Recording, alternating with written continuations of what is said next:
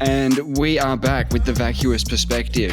I'm Val, and I'm joined always by Nate. Mm-hmm. And it's been a crazy week. It might not have seemed like a crazy week, but it has been a crazy week.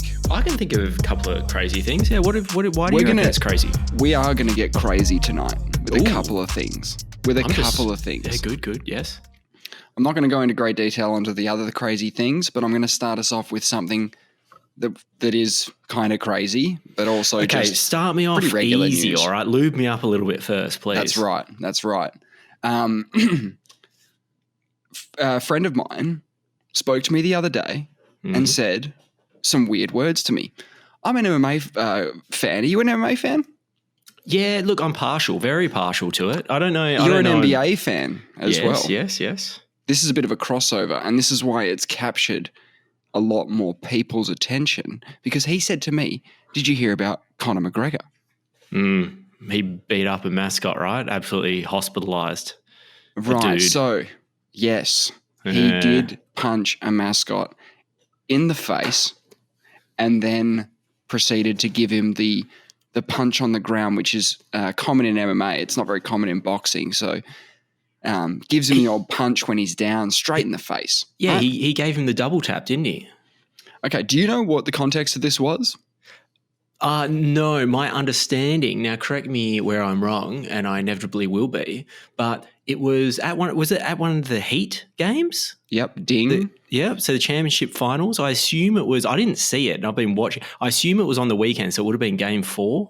You didn't see it, or you didn't see the punch? I didn't see the punch. I watched a lot of the game. Punch? I don't watch halftime show. Okay, no, of course not. But you didn't even watch the punch? I have seen a video of the punch. Yes, I have. Okay, so you've seen the punch. So I have seen it. Yep. Yeah. Okay. Cool. So it was a great left hook, big wind up. The mascot went down like a sack of potatoes. Bang, straight down. Yeah, and he was laying on his back. I thought it was part of the show when I saw it only other than the headline I was reading underneath. And then I'm going to delve into that in a bit. I'm going to delve into the sort of the theatrical side of the whole thing in a little bit, but please go on. Yep. You're right. And then he straight right, big straight right to the mascot laying on the ground. Yeah. In the face. And then he didn't move and they dragged him off. Yeah. That's pretty much what happened. I'm going to give you some slightly more context in that Conor McGregor was promoting a cryo spray for pain relief. Oh, are they real things, those cryo sprays? Do you know? Apparently, Conor McGregor's got one. Yeah, okay. I've never heard of them. I see them run out there in soccer and in cycling races and stuff. Give them a spray? Yeah, and they give them a little spray, then they're up and about. And I'm like, how much actual pain relief? Maybe it is just very minor pain relief it provides. I don't know.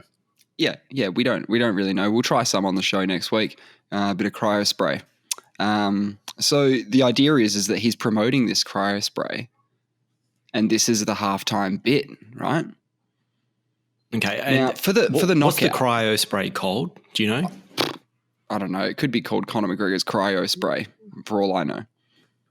Okay. Anyway, so he's also doing the Ultimate Fighter at the moment, just for a bit of more context. So they're trying to promote that as well. Okay. So two for one, yeah. Big 2 for 1. Well, it's always a 2 for 1 with the McGreg, right? So, number one, straight off the bat, an NBA fan, the fans of the NBA team don't want to see their mascot down for the count. They don't want to see him knocked out. No, that's not good. That's not good vibes, right? Knocking him out, right?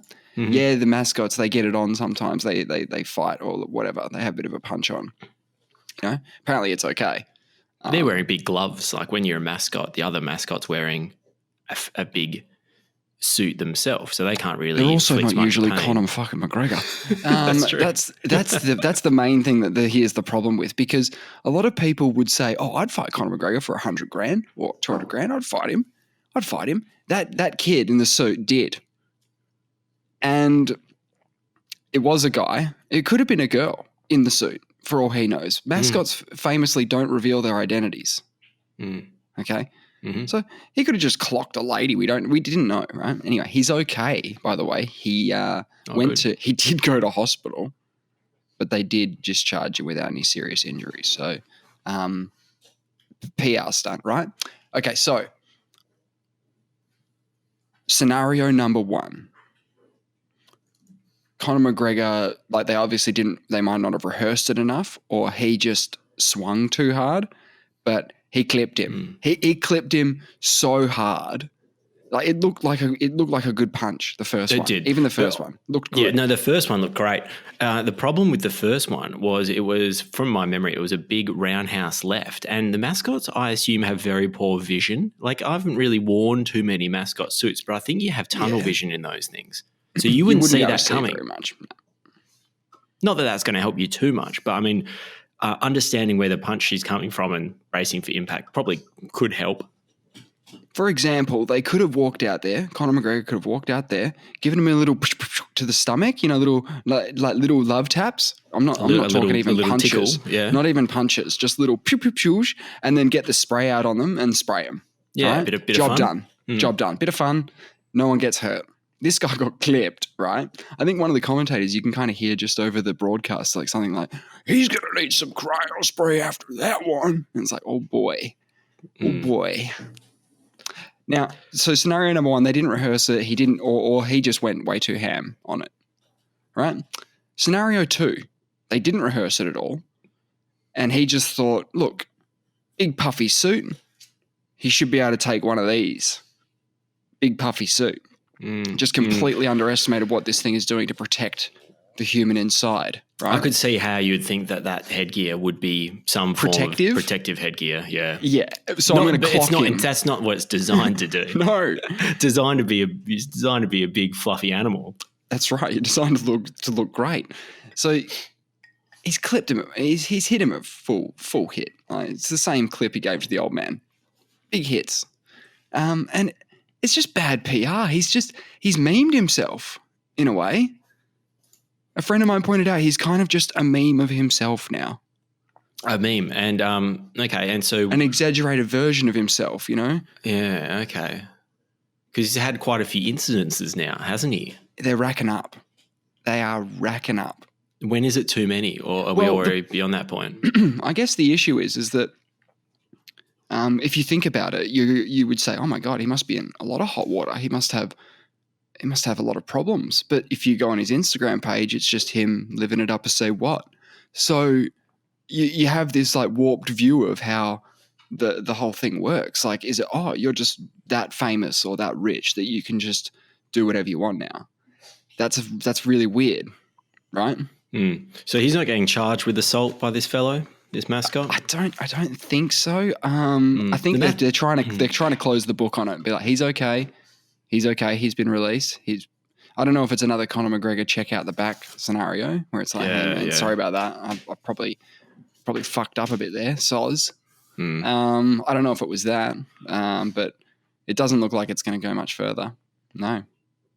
He's a loose unit, isn't he? I haven't seen that show. So the one you watched on Netflix that I think you mentioned to me last week, what's Batman that called? Forever, I think it's Batman Forever.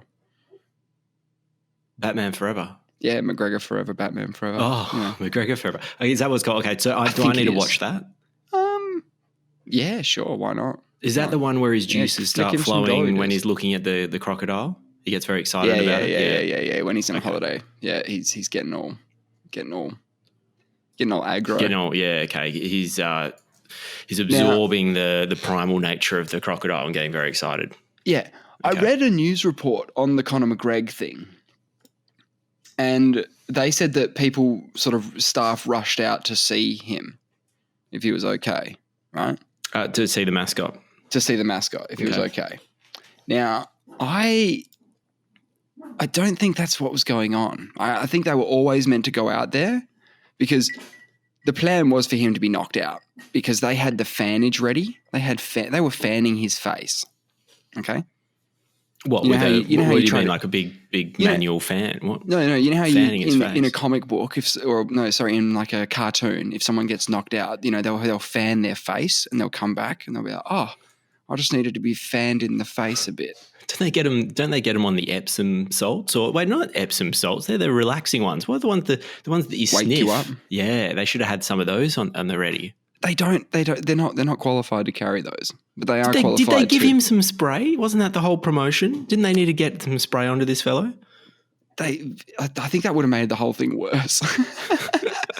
He needs some real help. This is the problem. They're like, man, he's hurt. We actually need something that's going to fix him. Some actual medical intervention here. Yeah, but the point I'm trying to make is that the people who were going out there to see if he was okay, that was part of the bit.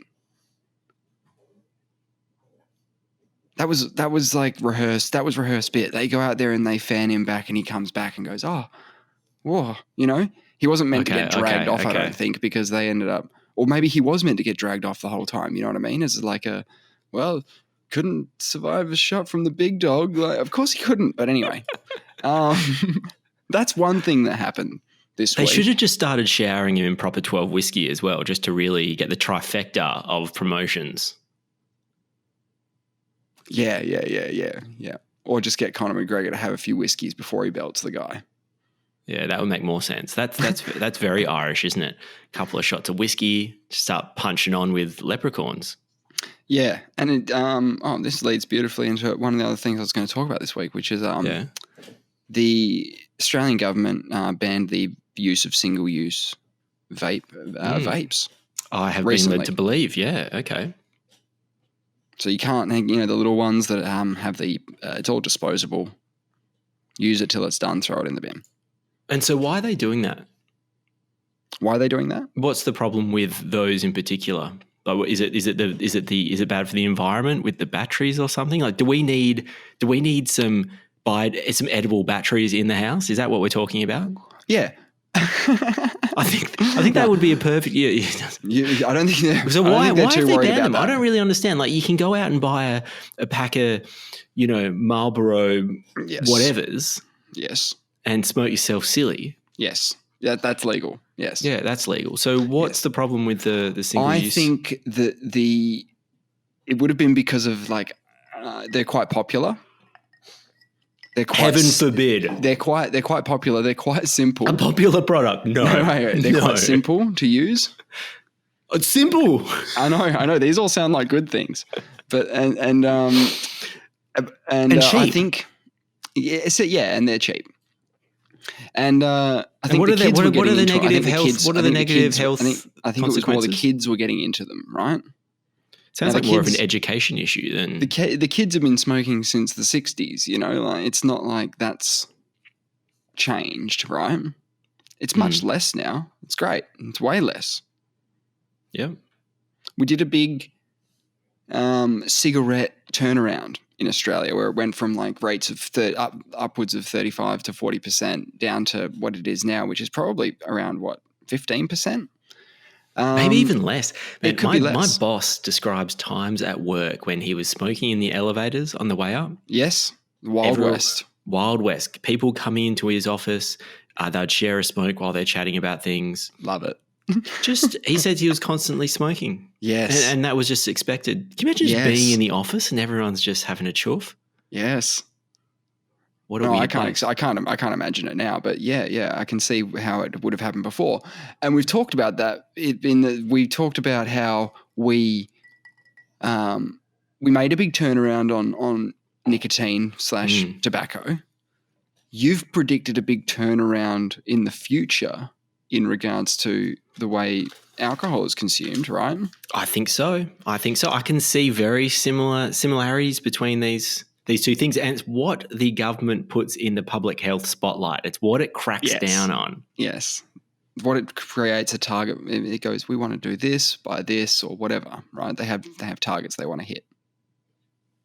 And normally it comes down to what the health consequences are of the substance. So with cigarettes, it was costing the government too much money and causing too many adverse health consequences for the users. So I think they start going, hey, we have to put in place some regulation and whatnot, because our population is just cooking themselves. Yes.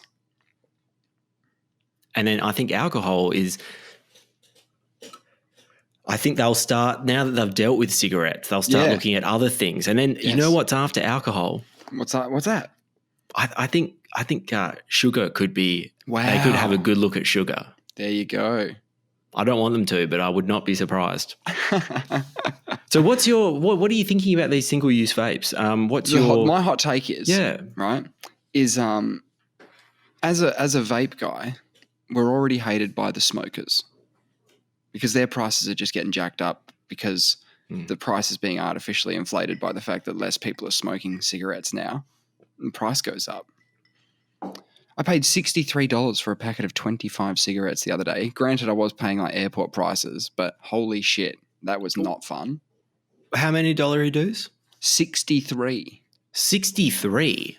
$63 to get 30 for 20 a pack of 25. Is that normal? Wait, I thought airport prices I was better. paying airport prices. Oh, I thought you meant duty free. No. Okay, all right. So that's probably the wrong twice, side of the airport prices. Yeah. Okay. Anyway, so we're already hated by them. They hate us. Smokers. They want us back. They want us to come back to the fold. Yes. Yeah, right? And that's what the government wants as well. The government wants us all to come back to the fold. Stop vaping and come back to tobacco and nicotine patches, please. But the government almost created this e-cigarette nightmare, didn't they? By going so hard on regular cigarettes. You had to. They forced innovation. Decision. Yeah, it's a fiscal forced decision. Innovation. Yes. Yeah. Yes, and my hot take, because I'm already hated by this particular group, why not get hated by another group as well while I'm at it? Okay, who you going for? I'm pushing for plain package alcohol. Out.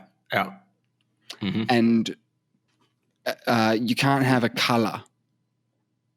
You can't. The liquid cannot be colored in any way. Oh, what about just traditional amber, like the color of beer? Or are you talking about? Because I know some beers are pink and. Yes. Well, nowadays they are. Yeah, but what about all the range of orange beers? I assume that would be okay because that's sort of the color beer is. We're going to leave beer alone. Yeah. I'm mainly going after the Alka Pops, the ones that appeal to the kiddies, yes. the bright colours, the fun lights, and the good times rolling. You know what I'm saying? With 20 teaspoons of sugar in each. So, So we're plain packaging all that. We're removing the colours of the drinks. Yes. And we're also taking the taste out. Laughing hand, we're taking the taste out. Come on. We're taking the taste out of the Alka Pops as well. Sounds like a good idea. Do you know why? Do you know why I'm pushing that hard? Because you're trying to get them to come. Why? Why are you pushing that hard? Because the government is pushing for not only prescription only for nicotine in the vape form, which is they've already done that. Plain tasting vape will be the only flavour, right? Yeah. Plain tasting vape will be the only flavour. So that's where I'm like, hang on a sec. All right, then I'll play ball. I can play ball, Let's play. It seems a bit rough, doesn't it? It seems like they're unfairly discriminating between pretty well, I don't want to say harmless drugs, but I mean compared to the other ones. I just can't believe it. No, this will be regarded as the Wild West when people were going back to cigarettes after being like without cigarettes for years and years and years of their lives and felt better for them. They want that delicious cigarette taste. And then you go back and the government's like, yes, good. Now we can use your tax money to help people who have problems with cigarette smoking. You're like, great. One of the things I liked about vaping is that I felt like I was a walking air freshener because I improved the smell around me. Yeah. Because you're getting. It's not like no one smokes tobacco flavored nicotine. But nobody smokes that. But no one does. You can get it, but no one does it. What a psychopath. Who does that? Yeah, nobody does it because nobody wants to smoke cigarettes. It's horrible. Anyway, that was my bit. Hey, I've got an idea. Yeah, go on. I think we need to get the government on board, okay? Because I think we need to pull them we need to get them addicted, right? Yes. So I think that without their knowledge or consent, yes, I think we need to put nicotine in the drinking water. Yes. Okay. Let's and then get see how them- many of them. See how long it takes before they pass a law where you can vape in Parliament. Exactly. We get them hooked, then we start weaning them off. We start dropping the nicotine in the nicotine intake in the drinking water. Yeah. And somehow, I don't Yes. know, maybe their body will naturally feel so drained and down. It'll be craving something. I'll be like, what the It won't fuck know am what I it craving? is. It won't And know then what it is. Yeah. some 8-year-old will come past and like the waft of the vape will hit their Right. nostril and their body will know, right? And then they'll go, oh, wait, is there a cheap, simple, health effective unit that I can purchase? How do I get my hands on this thing? We need to change the laws. Yes. We need to have these commonly available. Yes. We need to be handing these out free of charge. Yeah, get Parliament addicted to nicotine. It's a bit of a goal. It's a long-term goal. There's a lot of parliamentarians. Surely some of them we don't have to worry about. Surely there's some vape enthusiasts already existing there. Yeah, we'll see how it goes. Well, look, they added fluoride to the drinking water without our knowledge or consent. Right. Well, certainly not without our consent, maybe with our knowledge. So, they can do it, is what I'm saying. Oh, right. I'm not having a huge go at fluoride. Yep. No, cool. I can't say I'm a huge fan, but I'm okay with it. Yeah. Yeah. Maybe that's what we need, a little bit of fluoride in the vapes. So you're getting that public health benefit of your fluoriding your mouth. Right. Right. Which is good. Yeah. Which is good. Yep. Just you shouldn't be ingesting the fluoride, but this is it's probably a better way of getting fluoride in your system than drinking water. Vaporize it. Yeah, vaporize it, let it, and then you're breathing it all out. So some of it will condense or crystallize or whatever, get on your teeth where it's supposed to be. Yeah. And the rest of it you just breathe out. So you're not actually getting it in your system. It's great. It's great. That's a good initiative. Start the ball rolling. Get it going. And I've got some other alternatives for the government as well, actually. Right. What about making them more complicated, right? Because your problem, it sounds like they were too easy. It's not my problem. No. Well, what one of the issues raised, they say that they're too easy. They're too simple. Too simple. Make them complicated. Make them like you have to complete a Rubik's Cube before you can inhale it. Yeah. Do you know how many people will be doing Rubik's Cubes? Oh, we'd set a new world record. Time, yeah. Some guy who didn't really need to. Never was really into Rubik's Cubes, but really into smoking. Gets super good at Rubik's Cubes. Well, they talk about that sort of thing for unlocking your car, to make sure you're okay to drive. Chuck a Rubik's make it a Cube bit harder. Yeah, Rubik's Cube.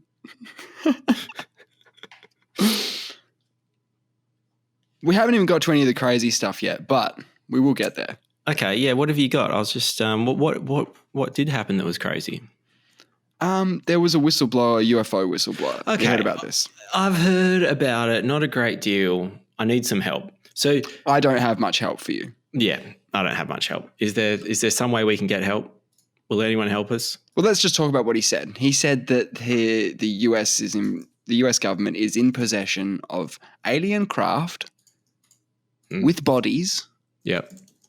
And has been known about it for ages, basically. So basically corroborating, well, when I say corroborating, I mean this in a very loose sense, the Roswell situation.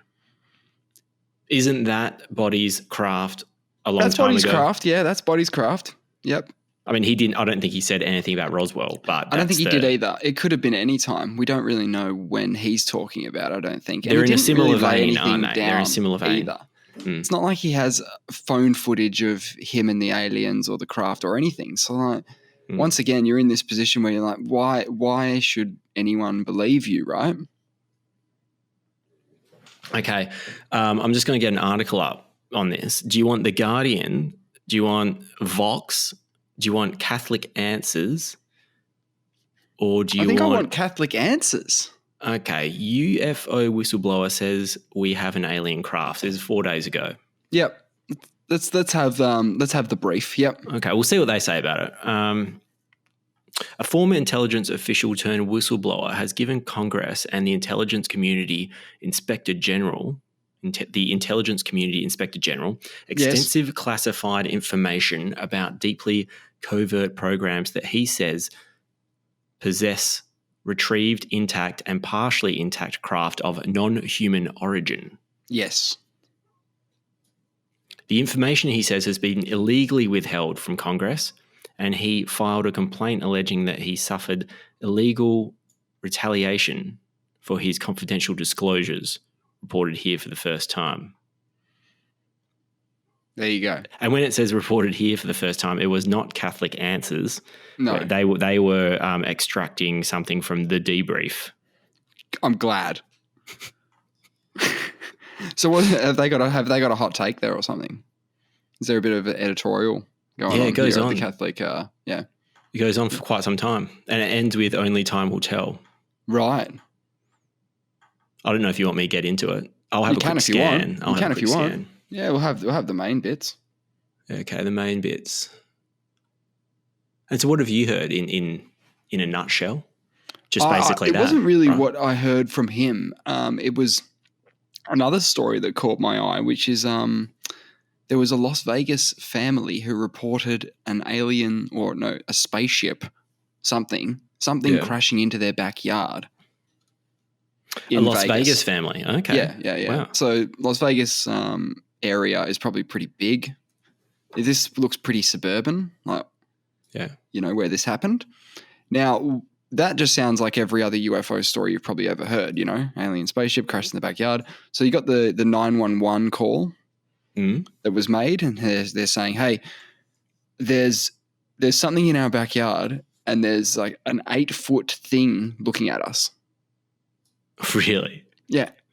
This is in the 911 call? Yeah. They said there's an 8-foot thing, not human. They said that pretty early, not human, in the backyard, and he's looking at us. And the 911 operator is sort of just saying, okay, mate, what's going on? What are you talking about? And that would just seem to me like any other UFO story. The cops went down there, checked it out. There was no spaceship in the backyard. Nothing to see here. Any damage, no slime left over, no alien slime. But the police officers themselves were scared. Of what? Because earlier in the evening, caught on body cam footage of one of his associates down the road, one of his friends also on duty that night, in a different squad car, captured a blue object essentially descending very quickly and crashing, essentially. Like not crashing, but you don't see a crash, but you see this blue object come from the top of the screen to the bottom of the screen on this guy's body cam. Okay. So when the police arrive to this house and the family's there, they say, my partner, the only reason I'm like giving you guys like any cred here, like giving you some, thing is because my partner said that he saw something coming out of the sky earlier. So we're all a bit on edge at the moment in town, Cool. Yeah. Okay. Did you know if that was near what the officer saw was near where this house was by any chance, or is it too hard to tell? Yeah. It was. Yeah. It was very nearby. Yeah. Wow. Yeah. That's pretty cool. Man, that's what you need. You need some independent corroboration. You need different people in different areas giving similar accounts. Absolutely. It gives so much more weight. But that happens. That happens where entire towns or, a large portion of the town witness an event. The government, says it's this. They have to say something. There was one, I watched a documentary the other night. I must have got into my algorithm again, the whole UFO thing. Because they, a lot of people in this town reported seeing this big object, right? And then they saw fighter planes like chasing it, like US fighter planes. And the government, they said, hey, what was with the planes? Did you guys dispatch any planes from the nearby airbase? And they said, no, we did not. Okay, there's no, we did not. And then months later, they said, yeah, we actually did. Or maybe days later, they said, okay, we actually did fly around there. So what I'm trying to say there is that it's not uncommon for the government to lie if it's on, if it's for national security, if it's for something scary, they're not, it's a very strange time where the general public views politicians as like untrustworthy. You know what I mean? Or they make promises and then they don't keep them. Is a bit of a shtick they've got attached to them. And so, like, at one point they said, "We're going to do our best to take care of society," and we all went, "Yay!" And they went, "We're going to try and make sure everyone's got enough food on the table so that you can all live and thrive." We all went, "Yay!" And they said, "We're also going to lie to you like every election." And for your own safety. And we all went, "Okay." Because it's accepted. It's around the world. It's not just Australia. It's an accepted thing. There's distrust with the government. There's government secrets, no doubt. Government secrets. Lots of government secrets, yeah. Absolutely. So here's what we do know about UFOs, particularly in America, right? Fighter pilots were getting really scared of things they didn't understand in the sky. They were seeing shit. Okay. Mm-hmm. Yep. And tracking different, what do they call them now? UAPs? I think they call them something else now. It was UFOs for the longest time. It was UAPs for a couple of years there. Now they have another thing for it. But yes, we'll go with UAPs. Unidentified aerial phenomenon. Yes. But UFOs was early days. That was what the fighter pilots were doing. They were Foo Fighters. And they just didn't understand what they were doing. So the government had to have an investigation, a federal investigation, to look into this shit, which they did, right? Yeah. Well, who's that colonel? I forget his name now. The really famous one a few years ago, maybe 10 years ago now. He tracked a UAP. Oh yeah. You're talking about the fighter pilot guy. Yeah. Yeah, and the famous tape, which is the one where they're and you'd watch that tape and go, I don't know what I'm looking at here, but he could explain it to you and say, no, this is speed and this is how fast it's going, and that's really tough for me to dispute. I'm not an expert in planes. You tell me about planes. Okay, planes, they go really fast. I go, okay, I get that. So this thing was going 12 times faster than me, and that's not possible. No one can do that yet, or something like that. They just say something like that. Or 50 times faster. It was moving in ways which was completely absurd. Yeah. In no way in hell. He says it's nothing like he's seen before in terms of the way it moves, the way it looks. Yep. Yeah. I think he went from like 80,000 feet to descended to nothing in 1 second or something crazy, and it was moving. The radar operator was saying that this thing it was detecting had just moved a vast distance in a very short amount of time. It was so absurd and it's so strange. But the fact that this is military precision and equipment of military grade. And military experience with the pilots who are telling you this is how fucking things move in the sky. Yeah, interesting. Well, even before he went up, they said other people said that they had seen, they had been tracking certain objects they didn't really know of what they were, where they came from, off the coast there of, I think it was San Diego, that they'd been tracking them for a few weeks. Every now and then they come and go, and they haven't really been able to figure out what they're up to or what the hell is going on. It's a fascinating story on that Joe Rogan podcast where he had him on. Yeah, it's amazing, and that's the best place to get his account, I reckon. But he's told that story on multiple different shows, podcast interviews since then. But going back to the fighter pilots in the early 50s and stuff, or whenever it was, they had Project Blue Book, which was to look into this phenomenon. They had an official, not really acknowledged federal investigation into UFO phenomenon, and they would go out there and talk to the people. Your Men in Black, they talk to the people, they say, what did you see? And they have to sort of grade it as to whether or not it's credible or not credible and give their reasons and stuff like that. Yeah. And only a few over that time would have been, we don't know what this was. We can say but we can't explain this one or this one. That sort of stuff. But it would have been born out of like the Cold War, because they're like, is this aliens? Is it Russia? Is it the they're ancient actually Egyptians? concerned. We need to figure out anything that we don't understand. We kind of need to have a handle on it. Yeah. Yeah, and you're always worried about what tech is going on the other side of the pond. You're always wondering, what are they building next and stuff. I read the other day that when the Germans surrendered, they took a bunch of their rockets and tested them back at home. Take 200 of their rockets home, we'll test them out on the range. And a bunch of their scientists as well. Take a bunch of scientists as well. But that's so they didn't know who it was or what it was, so they were worried about it. So they had these. They were studying it for a good 60 years, right? Give or take a couple of years in between where maybe there weren't any programs running, right? There's 1 million docos on UFO shit, right? There's smart, credible people like the pilot with stories. There's heaps of crazy people too. Yeah. With stories. Mm-hmm. But also, what you can't rule out as well is, say there are good stories, real credible stories in there. The potential campaign of disinformation that the government, if you're trying to hide these stories, you fill it up. You just blast it with all these ridiculous stories. You get them out there, and then people don't know. Firstly, they start to discredit the real stories because there's 95% of them are dog shit. Correct. Yes. And it starts to make the good stories look like undermines them without actually even investigating them. Like, you can dismiss them just through instantly, because people just start categorizing. They put a label on it. They say that's the UFO story. UFO stories are bullshit. Yes. So you're right.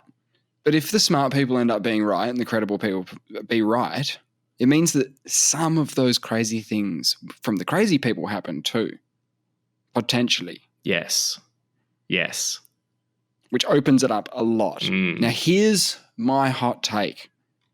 This might be one of my hottest takes ever. Oh, make it steaming. Ham it up for me. I think UFOs, I think the whole thing is going to go mainstream. It's already a little mainstream. So what do you mean mainstream? Do you say? I know it's always been mainstream in the sense that there's always been UFO docos. I mentioned them. There's millions of them. Since we were kids, there was UFO shit that you could look at and get into, right? Since we were kids. I think it's going to go full mainstream. I think that it's going to go so mainstream that people who were deniers for the whole lives, like everybody, like even me. Yeah. Well, I still don't really know, right? Yeah. But I think people who have been, those alien stories are bullshit, UFO stories are bullshit, I think they'll start saying, I kind of always knew. Yes. They'll talk themselves into alone. It. Yeah. And that, yes, of course, there's other aliens out there, and of course they're going to send out shit just like we send shit out. And sure, you know what I mean? Like, I think they'll wear it. Do you think they might like talk that. themselves into it a little bit? Like, Like, and so they don't look as silly. What we need is we need to have because then it becomes people who are saying that stuff didn't happen. They're now the 5% crazies now. You know what I mean? It flips. It flips, and you don't want to be in that.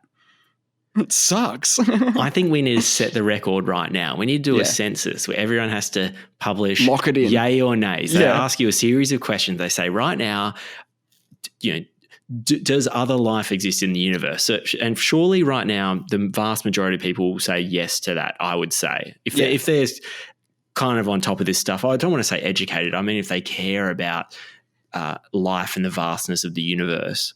Right. Or if they just understand probabilities. Yes, exactly. If they understand that argument, they'd probably have to lean towards yes, obviously with some skeptical no. But you ask them a series of questions and we can set the record now, and then we can revisit it maybe in 20 years. Yes. But yeah, I'd like to go deep with it though. You'd go, do you believe in extraterrestrials existing anywhere in the universe? That'd be a big yes from 99% of the population. Mm-hmm. Then it would be, Roswell crash. Tick the box that best describes what you think happened at the Roswell crash. It goes aliens, not aliens, weather balloon. Tick. Right? Then it goes down the list, and then you get to the juicy goosey stuff, and then you're locking it in, because saying that there's aliens out there, that doesn't really prove much. No. Whether or not they visited, when they visited, do you believe they visited 5,000 years ago? Do you think they came yesterday? It's good. It'd be good to lock it in now. I agree. Would you lock in? What are you locking in? I'm locking in definitely that there's life elsewhere in the universe. Tick. If I had to lock something in, I'll say we have. I mean, it's controversial, hot take. Yeah. I will not dismiss the idea of us having alien technology, having something. I don't know whether it's crashed, whether it's recovered, whether it was given. I don't know. I think that's possible. I think we will encounter, because my premise is we will encounter the technology of alien life far before, if ever, we'll encounter the biological life, because we have evolved for 4 billion years on this planet, and we are so intimately connected with it that it is so fucking difficult to get off this thing. We are not equipped to go into space. It's so hard. Living on the moon is just absurd. Living on Mars, absurd. Maybe possible with a lot of technology, but we're not going to be living any kind of life like we do here. We're going to have to be in a bodysuit. Correct. We can't breathe the atmosphere. It's not going to be life as we know it. We're so adapted to this world. So the further you go, the harder I think it is for the biological life to actually get there. But it's fucking easy as shit to send our tech as agents of us. Yes. And so that's why I think that I will not dismiss at all the idea of maybe like a Roswell type situation, but I find it hard to believe, like, why would the biological entities be on there? Don't know. Because we're not doing that. Like, we're sending, for example... it'd be a drone. It'd be a drone that crossed at Roswell, right? Yes, obviously, you know, the point of flying thousands of light years and then crashing into New Mexico, that's a stretch, right? Like, you know, what, did you not take into account that Earth's got atmosphere or something? Or did you not fill up at the gas station just after the moon, or what? How did you fuck this up, right? How did you come, billions, millions of light years and fail at the final kilometer? Yeah, he's just up there in the upper atmosphere and he's like, oh, you want me to try something cool this time? You go, no, don't do it. He's like, no, check this out. And he goes, I'll try spinning. That's a good trick. And does a bit of a spin, just fucking bombs it straight into the deck. When you say that aliens going a bit mainstream, I can't remember what the organization was. I think it was either NASA in like conjunction with the Pentagon just had their first UAP meeting with people of the public, and they go through, they try to understand documents and things like that. What was that called? Don't know. It was very recently. So it's NASA public there's UFO always something meeting. going on. There's always something going on at the government level about UFOs in America. There's always something going on, you know? So this is 1 June 2023, so 2 weeks ago. NASA has held its first public meeting on UFOs, officially referred to as unidentified aerial phenomena, a year after launching a study into unexplained sightings. The space agency televised the 4-hour hearing on Wednesday, featuring an independent panel of experts who promised to be transparent. The team of 16 scientists and other experts selected by NASA included retired US astronaut Scott Kelly, who spent nearly a year in space. He's the guy with the guitar. Is he? I think so. NASA said the focus of the public session at the agency's headquarters in Washington, D.C. was to hold final deliberations before the team publishes a report, which panel chair David Spergel said was planned for release in late July. If I was to summarise in one line what I feel we've learned, it is we need high-quality data, Spergel said during opening remarks on Wednesday. So they need more data. But my point is they're taking it seriously. They are. They've got panels. They've got scientists. They're sinking money into it. They're dismissing that maybe, well, I hope they're working their way through all the crap and can actually look at some of the more plausible. But what's it going to take? Just an alien landing at the White House? Maybe. High fives with Joe Biden. Yeah, What's it going to be? What's it going to be? Even then, people won't believe it, right? Because they'll be like, in the that's beginning, that's so. In the beginning, they won't. Yes, you're right. That's literally how 5% of the public would behave if People they saw say, an alien land at the White CGI, House. CGI. No. You got to give the scenario. It's like ABC News or a trusted news source in America. The headline down the bottom is aliens land at the White House, right? And they're showing the footage over and over again, obviously. In fact, we're going to cross live to Joe Biden with the alien, right? Yeah. If that was on the telly, hey, that's what's happening.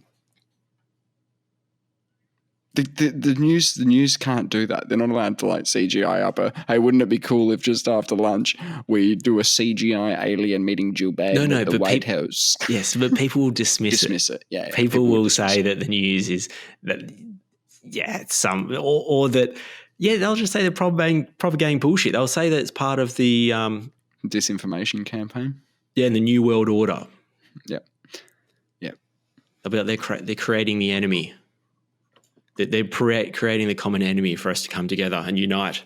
So aliens, that's what I'm thinking. That's what I think that's going to pop off soon.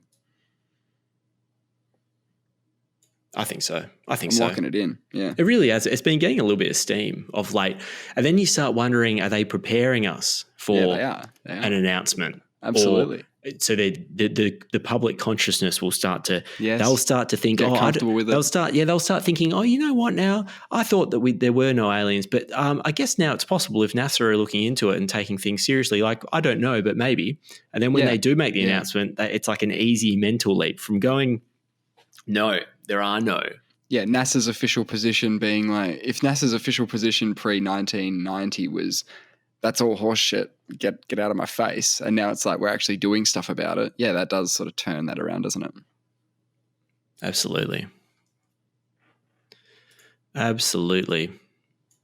So I'm locking it in now. I think we've had crashes, 100%. There's too many stories. There's too many things. There's too much data. As you pointed out before, they don't have enough data. I think they got shitloads of data. There's so much data.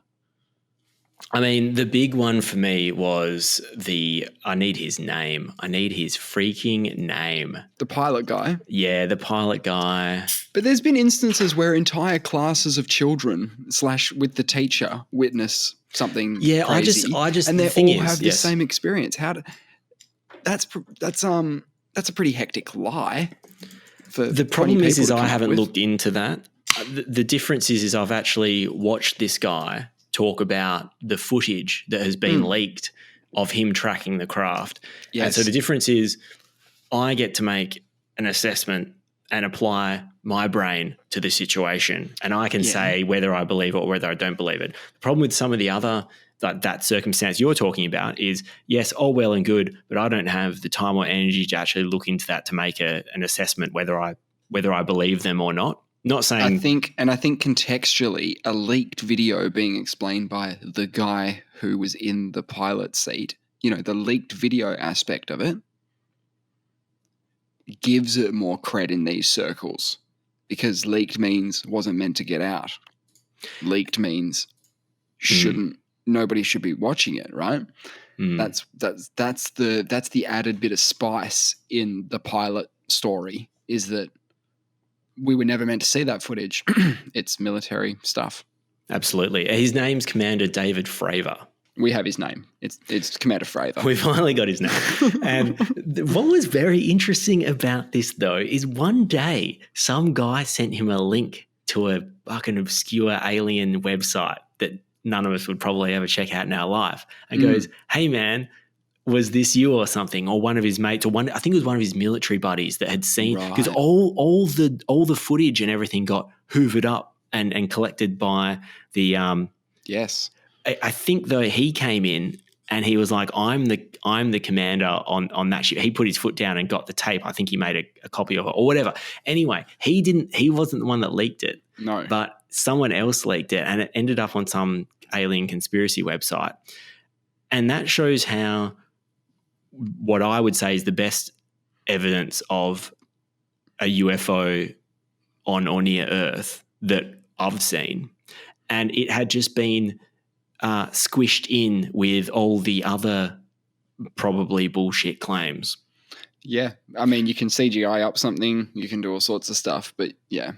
It didn't come out on, and so that was years and years ago, right? Then years later, then the New York bloody whatever does, all the big papers do a story about it, but it took a long time for it to surface because it had to work its way through the labeling of being an alien encounter, which everyone dismisses it's immediately great to as hear bullshit. him talk about it. It's really cool to hear him talk about it.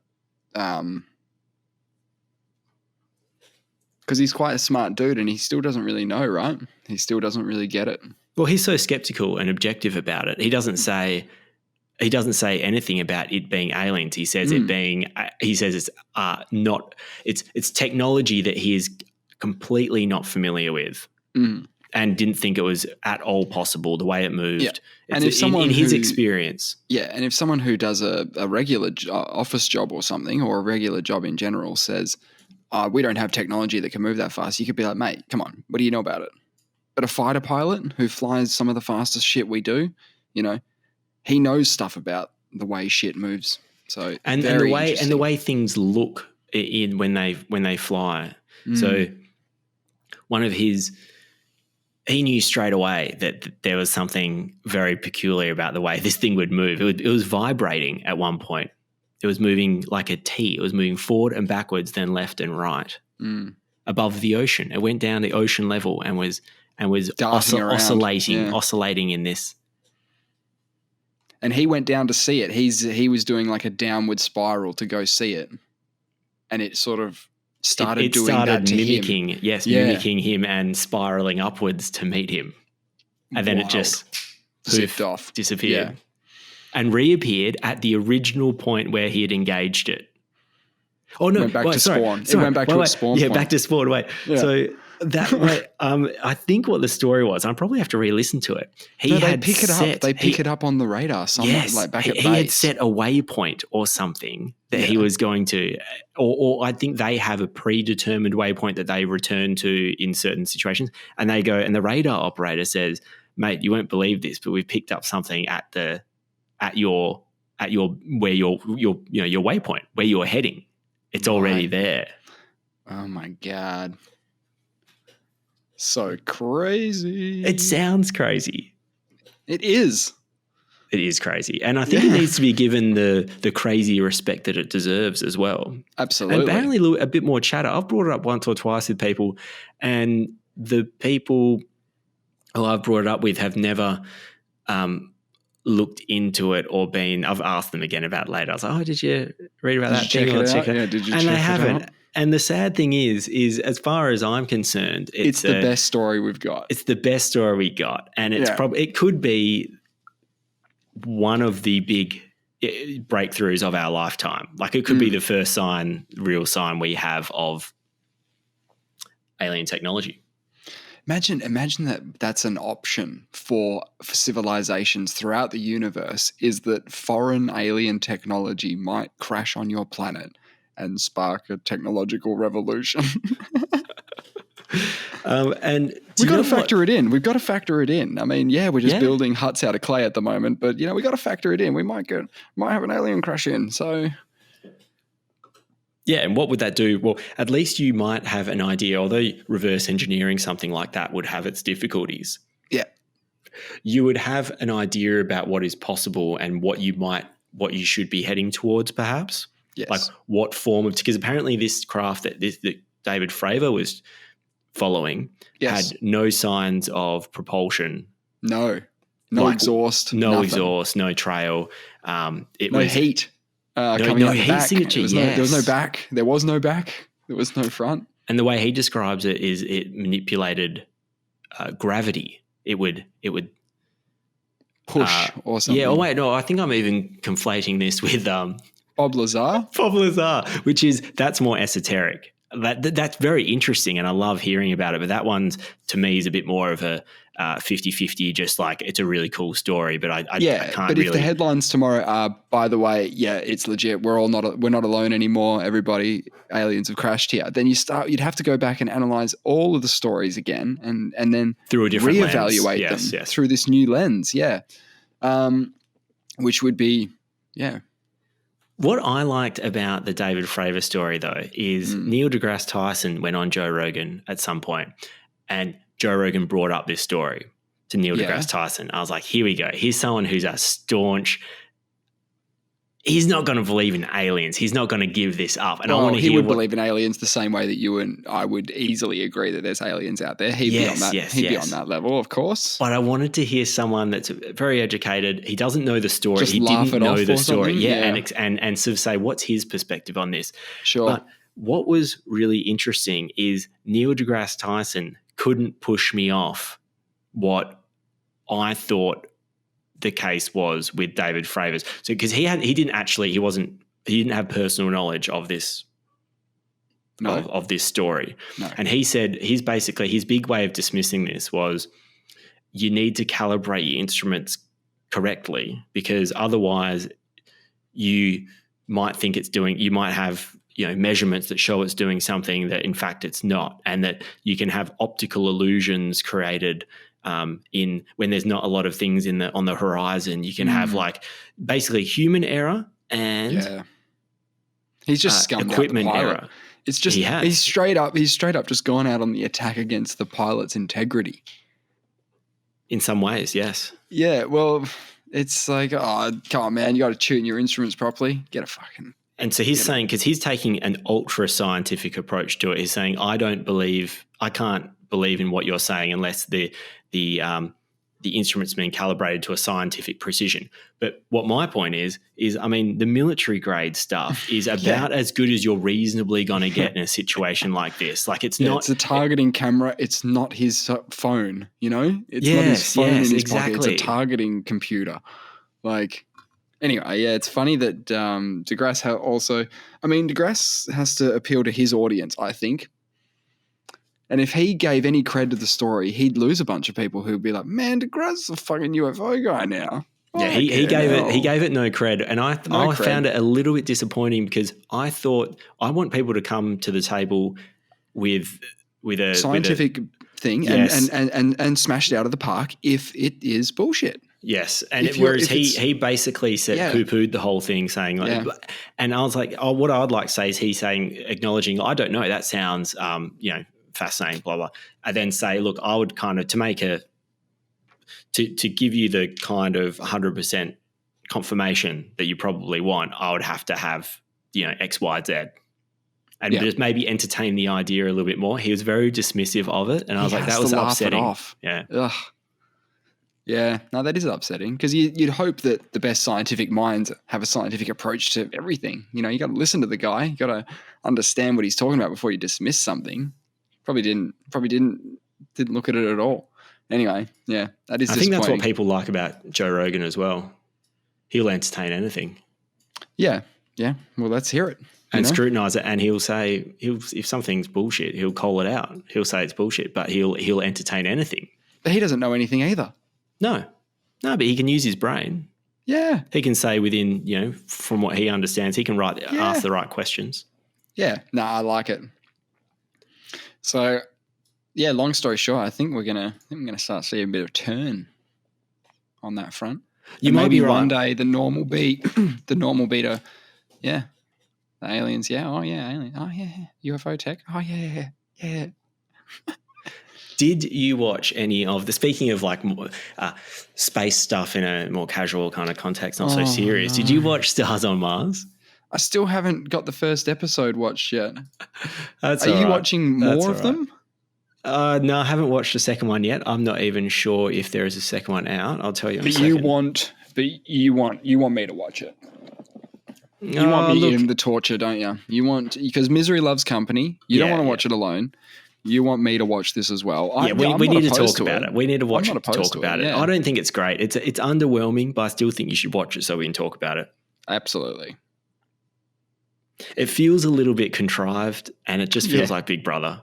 I did actually watch a clip of them fixing the array, Oh which you my would have seen God. in the episode. Yeah. That was their challenge. Help me out here. What was going on? Well, they pretend it's the middle of the night. The alarm Yep. goes off. Yeah, They Big Brother, say- the chicken. They have to do the chicken dance, or they have to do a task. Right? I get it. Yeah.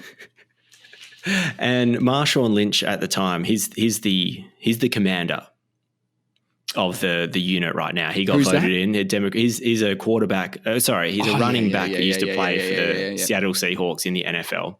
Yep. He's a huge. I saw him in the video. Yep. Yes, Loved it. he's huge. He was known for going beast mode on his opponents. Excellent. He'd have a bunch of Skittles and no one would be able to take him down. That's right. They'd just be hanging off him. He's got some great clips online that you should check out. Okay, I'm going to do that as well. So he got democratically elected by the people Excellent. to be the first commander. And he's the benefits of being the commander is you get your own private room. Excellent, as a commander should. And a private ensuite. Own toilet. So he was just sleeping in there most of the time, it looked like. Love but it. when shit went down, he had to Put his get on the commander hat on. controls. Yeah, Yep. commander hat went on. He had someone assisting him. Can't remember who it was.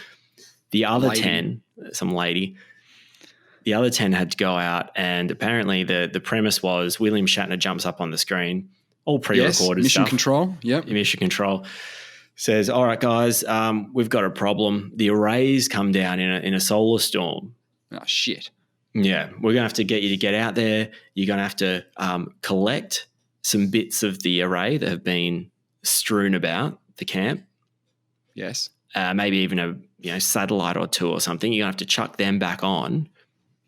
Then you're going to have to affix the winch Yes. to the lunar vehicle that you have there, the rover, and then pull the antenna back up. Pretty intense.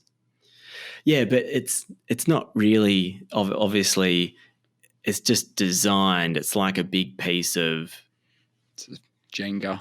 Yeah. It's just like it's it's not. just like It's a big Duplo toy. or It's a big Lego. toy. Yeah. Yeah. It's not like that. There's actually been some structural damage to this thing, and they're like welding it back together. No, but I did see it was a bit stormy. Bit of the red dust of South Australia like whipping up in their faces. There was, and I'm not sure how they did that. They must have had some big fans or something because Either it that is or it was a outdoors. very windy night. Yeah, maybe they just got lucky. There was a big Super storm lucky. going on. Yeah. Quick, get the celebs into the storm. It'd be really like the immersion to be broken. Like, Ronda Rousey like looks out the back door and there's just like a kangaroo just like, hopping around. First sign of alien life. There it is. Fucking boot. Yeah, Go so and they fight got it. it up. They got it up in the required time frames. They collected the pieces, put it back together, popped it up. No issues. Not really. They did ham up some comms issues in the show. Oh, it was almost just you've got 12 people on one radio channel. Yeah, that's a lot, isn't it? That's a lot. That is a recipe for disaster. Yeah, but I did see at one point the commander was like, "Hey man, you got to check in with me, dude. Like, what's going on out there?" And the lady was like, "Oh, your commander's asking you a question. You." He's like, "Yeah, I'm here." He's like, "All right, cool. We got you now. Cool. Let's keep the comms up." And he didn't say anything for the rest of the time. Yeah, well, I can't remember who that guy was exactly, but he got put up for, at the end of it, the commander decides which 3 people are up for elimination. Yeah, this is essentially The Apprentice, except instead of being project leader or whatever, you're just the commander. Well, I haven't watched too much Apprentice, but this is different, I think, in that after that, then the people that have survived all decide together who is the one person of those 3 that is not mission critical. So then they get ejected Yeah, into outer space. Yeah. into outer space. Yeah. I won't tell you who it is. No, don't. But I want you to do something for me. Yeah. I want you to remember the episode. Mm. Remember everything about the episode. Try and hone in on the very small details of the episode, if you can. Okay. I want you to look into one of the characters' eyes, Okay. and I want you to give me your take on their mental state during this. Did they know what they signed up for? Are they having a good time? How are they? It's hard to say. But you've watched the show, you've seen them interact, you've seen what the show wants you to see of them. But yeah, I've only seen the moments where something's happening, so they're a bit more engaged. I haven't seen the downtime. I haven't seen. Have you seen anyone who you just look at them and you're like, they don't want to be here? They've had a gutful already. I can't say I have. I don't think they're loving it. I'm not saying they're all loving it. Right. But they're there. They've only been there for one day, so it seems a bit lame. Okay, so you think they might warm into it a bit, or do you think they'll just get over it pretty quick? It's one or the other. I think they'll warm into it. Warm into it. Let's hope so. Look, I think they'll have a good time. I think the challenges are lame. It's very Big Brothery with the challenges. What they needed to do is fuck the celebrities off. Get people in that actually want to contribute to the experiment. Make it way longer. Make it way more realistic. No gay challenges. You're just trying to survive. Yeah. So they give just try and survive. Plants. You got to take care of the things. You got to take care of the plants. Things. Yeah. And have, I don't know, maybe you can have some gay challenges. You said gay challenges twice now. Let's say some lame challenges. I'm really channeling my 12-year-old self. Yeah. Yeah, exactly. Yeah. No, because we can't be doing that. Doing what? Sorry. Well, your 12-year-old self does not deserve a platform. No. It's an autopilot reverting to a younger state. Yeah. That South Park episode, remember? Yeah. Yeah. So stars on Mars. We'll get into it. I'm interested to see how Ronda Rousey goes. She's the first person I think of that would be like, I'm just bored of this now. I don't want to be here anymore. I hate this. Because I've seen her on other reality shows like The Ultimate Fighter. And she gets a bit bored, does she? She gets angry really, really quick. So the best one ever, and it looks kind of staged, is the first episode of The Ultimate Fighter. Ronda Rousey standing in the gym waiting for the contestants to come in, and her opponent, who is the other coach, who they also have to fight. You know, once the season's complete, the coaches fight as well. I didn't even know that. Okay. Yeah. Most seasons, the coaches fight. It's kind of what they've been doing for quite a long time, with the exception of maybe once they didn't do that. So Ronda's there, and Ronda had one big rival in her Strikeforce days and in her UFC days, and that's Miesha Tate. She fought her a bunch of times, armbarred the shit out of her a couple of times, I think. That's right. And otherwise just beat her. So she's fought her a couple of times already, and she's standing in the gym, and Miesha Tate walks in.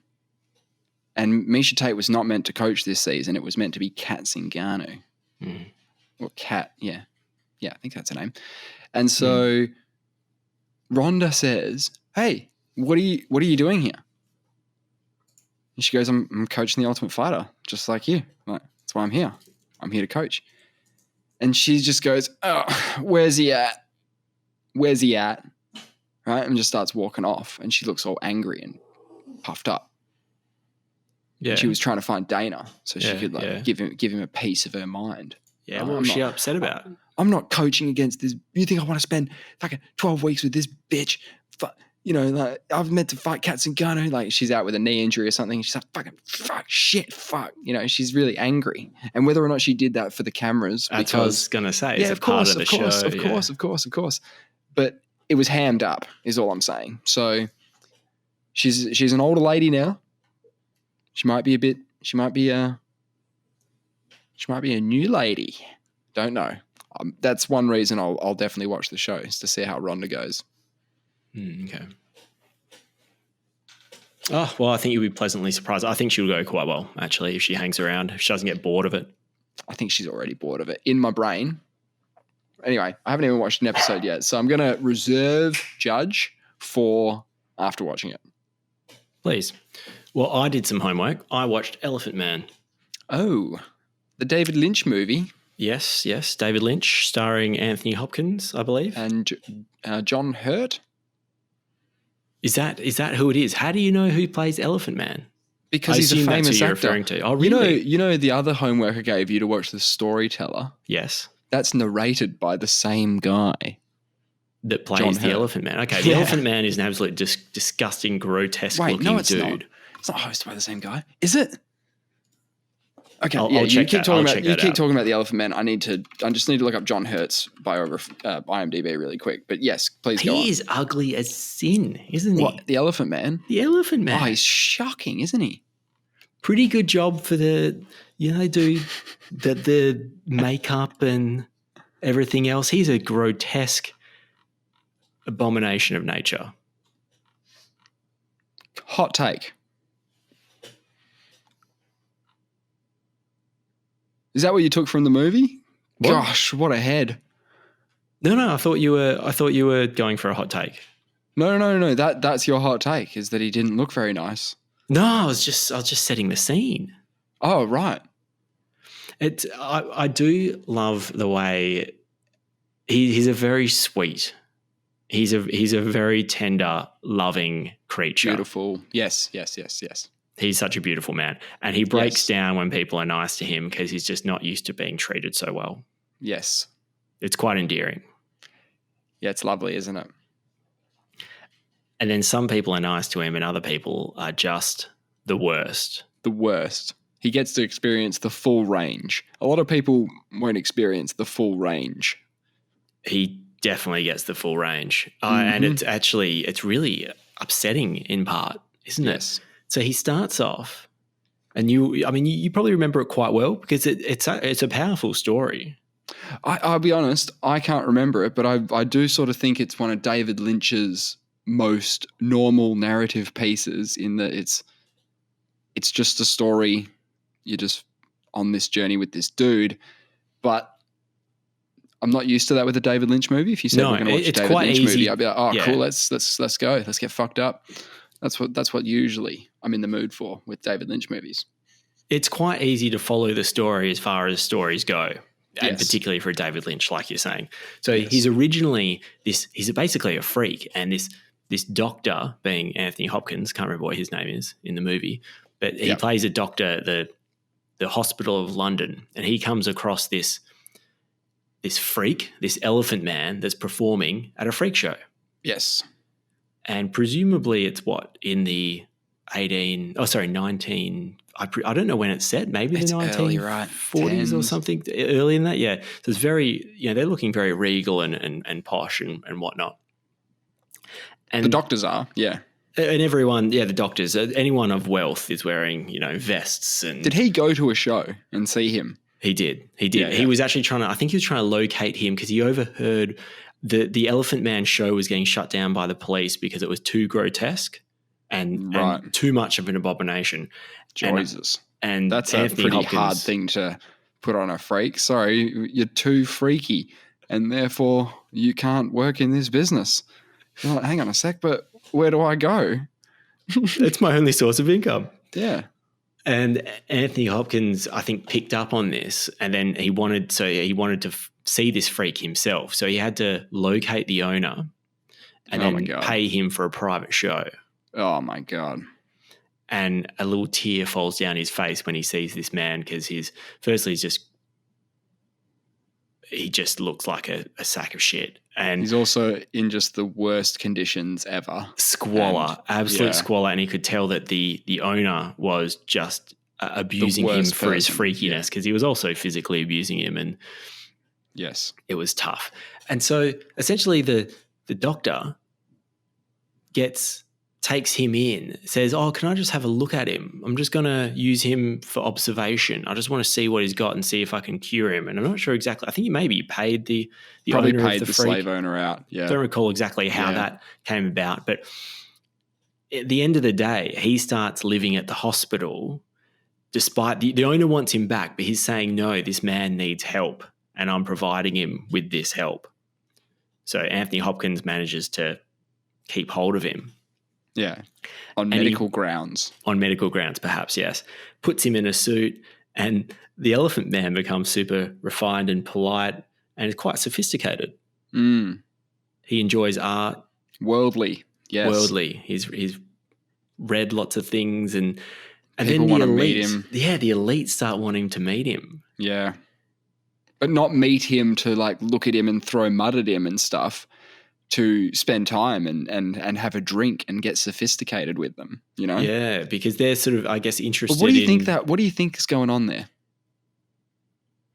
Well, that's. Do you think he's being appreciated for the person he is, or do you think he's literally signed up for just the rich person's freak show? Do you know what I'm saying? I know. Where it's like a little bit. The elites go, oh man, you're gonna fucking love the party on the weekend because we've got the Elephant Man. You know, the one that people go crazy for down at the circus, but they're in squalor. We're not going to see him down there. They're not going down there to see him. No, we bring him to us. In a lot of ways, it is. And Anthony Hopkins has that realization that maybe he is doing the same thing that the owner did, but just on a different level. Yeah. But he would have other doctors look at him, you know, they'd be like, oh my gosh, you're incredible, you know, like, this is amazing. Yeah, but he's showing him for science, also just showing him, but to a different collection of people. People who can appreciate it instead of treat it with disgust. But what happens is so sad, and I actually found it difficult to watch. I was really worried he was going to die, actually, because what happens is some guy that just hangs out at the pub gets all these, he knows where the Elephant Man lives now in the hospital. Jesus. And he gets a whole bunch of drunk idiots to give him all a quid or whatever and swing by the Elephant Man's place. They're a big horde of them, big mob. And not only does he have half the pub with him, the old owner tails along for a show, right? Fuck. They all go in there and they're all pissing on, treating him like a piece of shit, pouring bourbon all over his face. And I don't know if he's very weak, but I also think he's panicking a little bit. He doesn't really know how to deal with the situation because he's having flashbacks to being gawked at for however long he's been alive. Mm. And then he's almost passed out. They're like parading him around and he's dancing like, with him. Familiar trauma. Yes, lots of trauma. Mm. And then when they all leave, the owner says, my treasure. Yeah. And it's really creepy. Yes, and he abducts him and brings him back on tour, back on the freak tour. New. Sick. And he almost kills him. And this is the part that's hard to watch because he's so drunk and he's so filthy with him. He's so upset. He's got a lot going on in his life, the owner. Man. He's got problems. And he's thrashing him and beating him, and the Elephant Man's not well. And he thinks that the Elephant Man is being a little bitch just to spite him. Oh. Turns it around on him. He's got So he's flogging him within an inch of his life. Yep.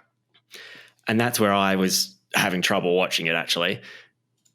But it's the lows that make the highs special. Yeah. That's, I think, what David Lynch does really well in this. Yeah. He really makes it's so bleak. But it's a true story as well. How so? What do you mean? Is there a guy that had some condition or like this, or how's it go? Yeah, his name was Joseph Merrick. He had a movie made after him called The Elephant Man. He was born in 1862. He died in 1890 at Royal London Hospital in Whitechapel.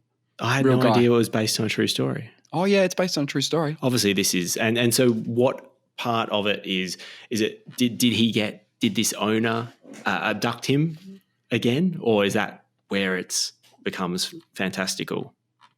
I would have to find something about the movie and the discrepancies between the movie, because obviously there might be some parts that are either changed or whatnot. How good is it when some people are following him at some point near the end of the movie? It's hard to explain, but some people are following him. He was trying to stay with a low profile because he was trying to escape to a new life, if you know what I mean, and observe and just avoid being in the spotlight. And a whole horde of people track him and are following him because of the scene that he's making into the toilet. And he says, he like exclaims, "I'm not an elephant. Yeah. I'm not an animal. I'm a human being. I am a man." It's amazing. It's so good. The film was directed by David Lynch, produced by Mel Brooks, who was uncredited to avoid audience anticipating the film to be in the vein of his comedic works. Really? Yeah, so if it said Mel Brooks as the Elephant Man, people would have been like, I loved Spaceballs. I loved Blazing Saddles. Let's go and have a giggle down at the Elephant Man. Wow. And for the first 30 minutes of the movie, they'd be like laughing, but because they think it's a comedy. Yeah. But then they'd go, hang on a sec, this never was a comedy. So that's why his name was kept off the credits. Yeah, That's a fascinating little tidbit. Yeah, it makes complete sense. And John Hurt is the storyteller in The Storyteller. I just confirmed that as well. Okay. Same bloke. A few links there. And you'd know his face because he's been in a bunch of stuff. He's quite famous. Yeah, okay. Well, ultimately, The Elephant Man culminates in the Elephant Man himself going to the theatre for the first time. Right. And he's met the organizer at the theatre and a couple other people, and she comes out on stage and asks him just to, he says that the show has been dedicated in his honor, and he gets this standing ovation, and it's just this really powerful, fulfilling moment. And although it's an older movie, it's in black and white, it has so much substance and you get so much out of it. You actually, at the end of the movie, you feel like you've learned something. Yeah. Oh, it's a great movie. And it has been too long since I watched it. But, yeah. That's good stuff. On at least one occasion, Merrick was able to, this is the real Merrick, was able to fulfill a long-held desire to visit the theatre. With the help of a friend or whatever, arranged for him to attend the Christmas pantomime at the Theatre Royal Drury Lane. Merrick sat with some nurses concealed in Lady Burdett Coo's private box. He was awed and enthralled, and the spectacle left him speechless, so that if he was spoken to, he took no heed. Wow. So he loved it. His skeleton's on display somewhere? Jesus Christ. All right, so, yeah, real dude. Great story. David Lynch curveball. His least curvy curveball is the curveball. You know what I mean? Knuckleball. Maybe not a knuckleball. Curveball. Curveball. Hey, did you hear about, speaking of just news during the week, did you hear about the PwC controversy? Yes, I did. Coopers, yeah. Do you know what was going on there? Did you pay any attention to it? It's sort of, yeah.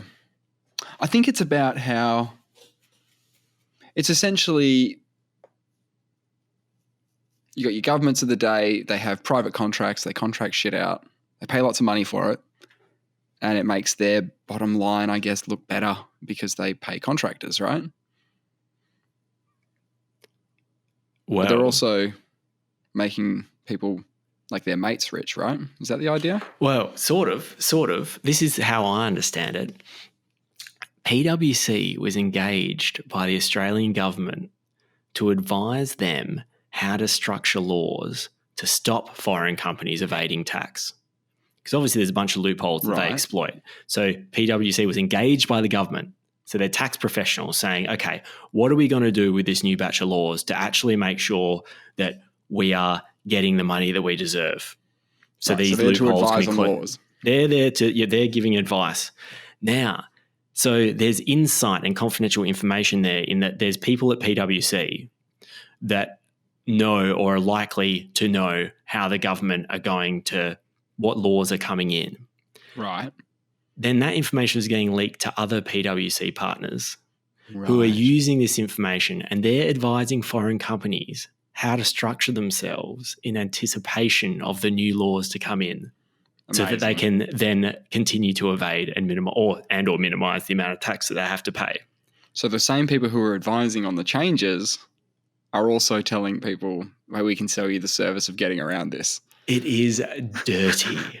So dirty. That's and so they've lost, crazy. the Australian government's dropped all their contracts with PwC. A few of the big Right. super funds have pulled out, saying that this kind of stuff is just, we can't support that. It's really dirty. And it's gonna affect PwC big time. I mean, the government money's huge. It's pretty unethical, but I'm not surprised either, right? That makes so much sense. Of course, people are going to abuse that information. Oh, wow. Airbrain. So on one it wasn't hand, what so I thought at all, but it was something else. Yeah, so basically, if you think of PwC as an entity, a human entity, on the left hand, they're advising the government how to structure these things. On the right hand, they're telling the foreign companies how to evade it. It is badass. I love when that stuff gets exposed because it shows the inherent corruption in the system. Systems, there is corruption in every system.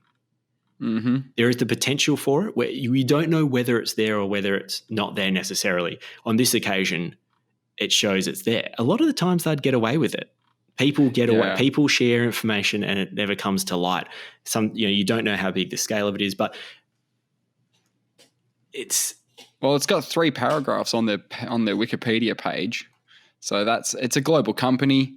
It's got offices everywhere. It's got a few controversies across the you've got the issues section. You know how we always joke that you just scroll to the bottom of someone's Wikipedia page. Yeah, great. What were you? Mother Teresa. Go straight to the dirty laundry section. Oh, yeah, you took care of thousands of people, blah, blah, blah. What does it say at the bottom? All right, cool. Oh, she was a scumbag. You know what I mean? So Confirmed. Did that with these guys. Scroll to the very bottom. Yeah, and the very bottom one is the recent one. It's the Australian tax leak scandal, which is pretty much going to be exactly what you said, only to provide a little bit more in saying that it was 144 redacted emails that were released by Labor Senator Deborah O'Neill, revealing the extent of the corruption. Oh, boy. And speaking of aliens, I have become part alien in that my name is traveling with NASA's Europa Clipper mission, which I think goes next year. My name is in the microchip, and you can sign up to if you like. Right, and you can get on the microchip? You can get on the microchip. It's called NASA's Message in a Bottle campaign. Right, and we're chucking out... Where are we chucking this? Europa, a I moon thought we of weren't Jupiter. doing the stuff at Europa. No, this one is. The Europa Clipper mission is focusing on Europa itself and whether there's life there. And we're going to contaminate it with our data. Well, with our data, yes. With our yes, names. with our So, and they're sending a poem there as well. So I'm with the poem, I think. I think my microchip is accompanying US poet laureate Ada Limon. So they're going to find some aliens, your message in a bottle recipient. Yeah. They're going to find some useful information. And they're also going to find a whole bunch of names. Buttload of names. And a just fucking mean poem. Nothing. Yeah, and a poem. Hey, but I'm on a similar note, the same thing, except on the Great Barrier Reef.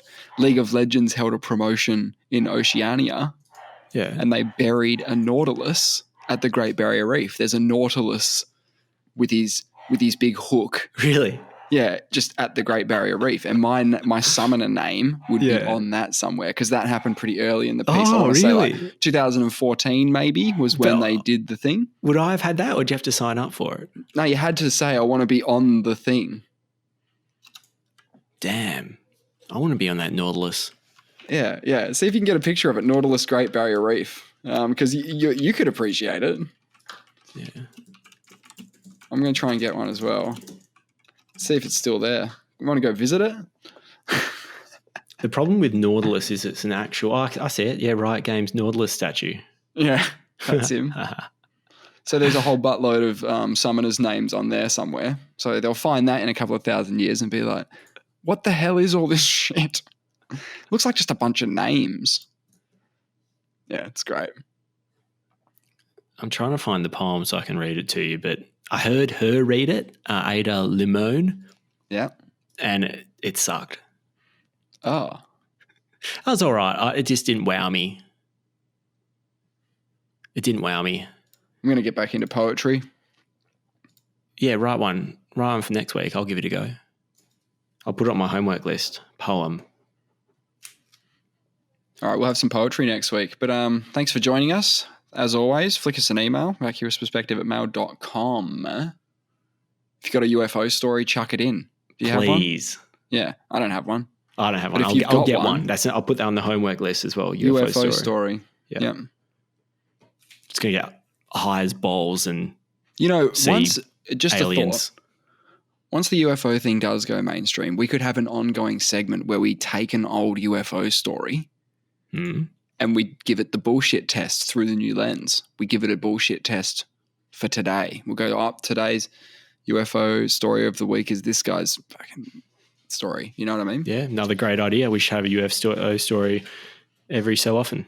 Yeah. No, well, if it pops off, I mean, if aliens come out tomorrow, man, it's pretty much all we're going to talk about for the next couple of years. Yeah. Okay, we should just start doing the content now in anticipation. That's what I'm saying. Like Yes. we're ahead of the game here by at least a week or so. Yeah, why are we wasting our time with stars on Mars when we've got aliens on bro. Earth? We'll see you next week. Do it again. See you, mate.